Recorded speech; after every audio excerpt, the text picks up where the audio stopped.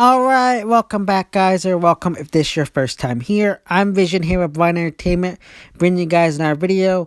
Today, I'm going to be doing my review for The Walking Dead Season 9, Episode 10, Omega.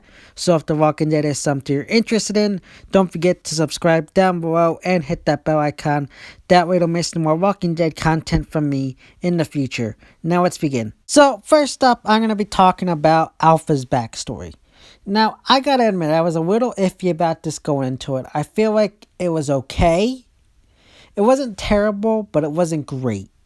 I feel like I love the idea of how they executed it, with it being Lydia's memories. I feel like that was something brilliant done, and I really like how they did it with how her memory isn't fully known. Alpha brainwashed her to an extent, so I really like that idea, and it just really was a really interesting concept of it being all of her memories and how she originally thought it was her fault that her dad died, but it was really Alpha who ended up killing him.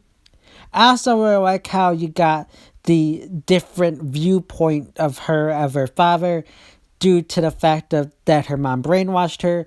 As we now know, due to the end of the episode, Alpha was the abusive one and her father was really the caring one. I feel like a lot of people are getting that confused, but really, it was Alpha who's always been kind of the abusive and controlling one, while her father was more the loving, caring one. So I really liked how they did that and made you kind of had a red herring as to which one was the abusive one, especially with some of the dialogue, like with the father talking about him cutting his hair and how he's going to do what he wants now. It was a very interesting and cool concept, and I really like how they did the whole 23 days later. Now, I don't know if this is 100% true, so don't quote me on this, but according to some of the things I've heard online from people who know Walking Dead continuity or whatever, at day 23 where the flashbacks start is somewhere around, I think it's where like season 2 or something begins of Fear the Walking Dead.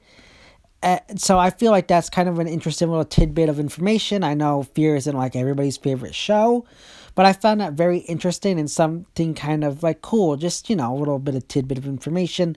But I really liked what they did with the flashbacks.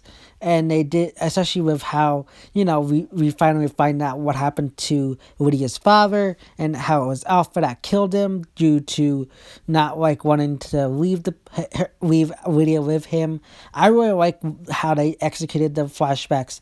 It was a really cool and interesting thing to do, and something that I feel like was a good and original idea that it was executed in a good way using Lydia. Then you got some of the stuff going on in the present time, and I really do like what they did with Lydia, and I think the actress was perfect casting for Lydia.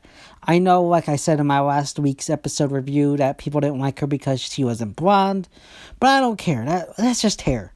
But I think the actress is killing it.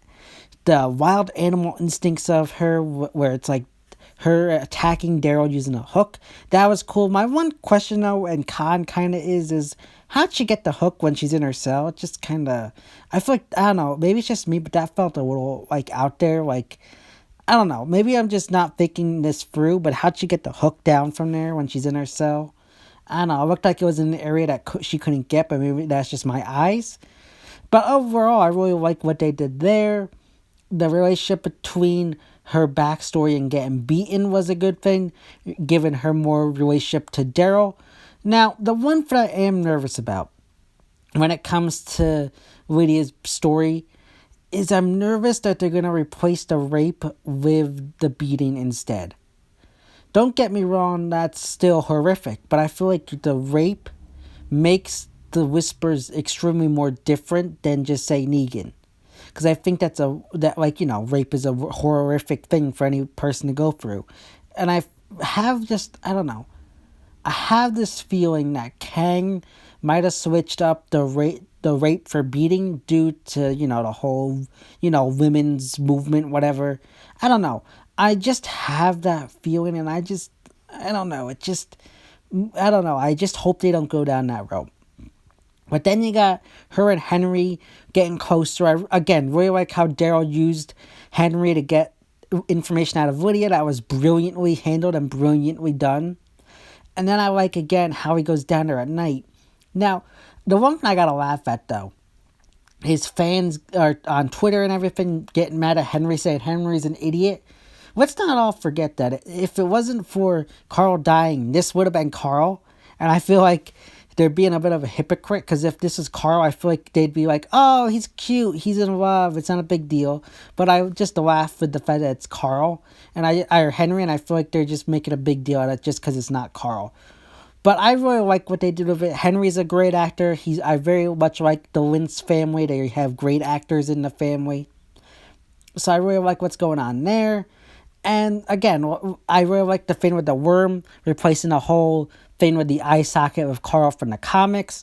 Very well, greatly handled and remixed. Then you got them going outside and walking, and I really like how, you got Henry explaining the hilltop to Lydia, and she's like freaking out slowly, realizing that like what her mom had told her was a lie, because her mom said that places like Hilltop can't survive, and how, she's like freaking out. Now, I know fans didn't like how, Henry didn't like, say, if you make any sudden movements or try to hurt me, I'll kill you, like Carl did in the comics. But one, I feel like it doesn't fit Henry's character, and two, I was okay with it. I feel like it was okay the way they did it. Could that have helped the scene out? Yes. Especially when Woody went for the hammer or something? Yes, it could have helped the scene out, but it was good. But then I like the baby crying. That was genius. I think that was brilliant. And it flashes back to her crying at the shelter. Brilliantly done, brilliantly handled. I just can't say any more great things about that scene. And then she starts freaking out and asks to be put back in her cell. Brilliantly done. And then you got Henry, Daryl, and her talking, and you finally get the realization of what actually happened to her father and what really went on with her family. Again, brilliantly done, brilliantly handled. I just think the one thing I gotta say is it was a bit of a slow episode, and I feel like it could have been better. I like what they're doing, creating the comic material and bringing it to the screen. It just felt like a little bit of a slow episode, and I feel like they could have just sped some things up a little bit more. I feel like we could have seen stuff at Alexandria, maybe at Kingdom. But overall, not going to complain too much about it. I think they did good with what they were given, and I just am excited to see what more is to come. Now, I do want to quickly touch on Henry and Daryl's relationship in this episode, because I really like the bond that they're getting. And I really like the little, I don't know if you'd say it's a father-son bond or like a mentor and son bond or something like that. I feel like it's a mentor and mentee bond between the two of them, which is very cool and interesting. I really like that, and the two conversations they have. One of my favorite conversations was the one between Henry and him at night when he talks about why Carol grew her hair back, because it's calling back to old things, and I really like that. And it just, I don't know, it just was an interesting concept with her hair. And it just goes into everything that was going on with people getting beat in the episode. So it was really interesting and really cool little kind of piece of information for the Carol character that I think was very well done. And just a very interesting and kind of very well handled concept put into this episode. Even though Carol wasn't in it, it felt like she was in it in a sense. And I just really like how they added that little piece of information about her character. Then we got Magna and her group story. Now this is the one where I feel like it was a little bit more filler than the rest. I'm having a little bit more trouble connecting to Magna as a character than a lot of other fans are. I feel like it's mainly due to I feel like her actress is playing her too much like her previous character, Luna from The 100. That's another post-apocalyptic show on the CW that Nadia Hicker was on. So I'm having trouble connecting her character as its own separate character because it seems too much like her old one. And that's my biggest issue. I really like Yumi Koto. She's probably the one I like the most. But I feel like this one was shining some more light on Connie and Kelly, which is very cool and interesting. I feel like Connie and Kelly have just kind of been there. They haven't been getting much. And I really like the little conflict that they had with them and Tara. And then you got the revelation of what went on at their previous camp with Luke and why Kelly wants to go and rescue him so much. And now I've been talking for a bit now about how I feel like Kelly might replace Luke as one of the heads. Now, I think this would be an interesting concept, and I think they might be aiming towards it. For people that don't read the comics, when the affair was going on, they had Ezekiel, who was having some issues with Michonne, who he was dating in the comics at the time, and he ran off to tell Michonne how he really felt, and then he got piked. However, I feel like they might kind of do a remix where Kelly finally decides to go tell Luke how she feels, and then ends up getting piked. That's a possibility. I don't know. I think that'd be an interesting twist, and we might be able to get more of Connie if they kill Kelly off. Since the rest of the group does know sign language, it'd be okay. They could still communicate with her. But then they have them staying out, and I really like what happened there. It was a very interesting, cool scene between the group at night. I really liked the emotion there, and just very well handled. And then they head back, and Yumiko apologizes to Tara, and they just, it was a good moment there. And then it was revealed that Tara sent out guards to retrieve them. She had already known that they had gone out, so she was taking care of her people that way. I really liked that. But then, as they're bringing them back, Alpha shows up, and everybody rushes in. Now, the one question I don't really understand is Connie's death. How did Connie not have someone by her, yet they were able to grab her sister? I feel like that was just convenience, and they might be using it for something next week, but she can't hear. I would feel like they'd have someone closer to her to protect her instead of her sister. It just felt odd and just out there, like, really? That you don't put someone at the deaf sister and not the one that can hear? I don't know, it just felt a little strange and out there.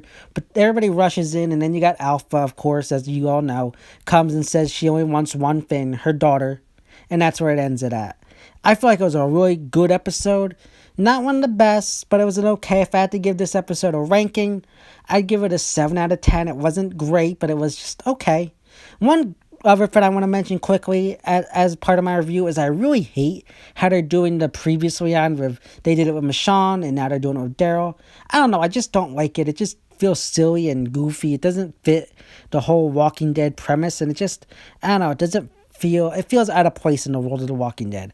But that's my review. Let me know how you feel about the episode in the comment section down below. So yeah, guys, that's my review of The Walking Dead Season 9, Episode 10, Omega. As always, if you like this video, don't forget to give it a big thumbs up and share. And don't forget to subscribe down below, or there will be conflict. This has been Vision here with Blind Entertainment, and I'll see you next time.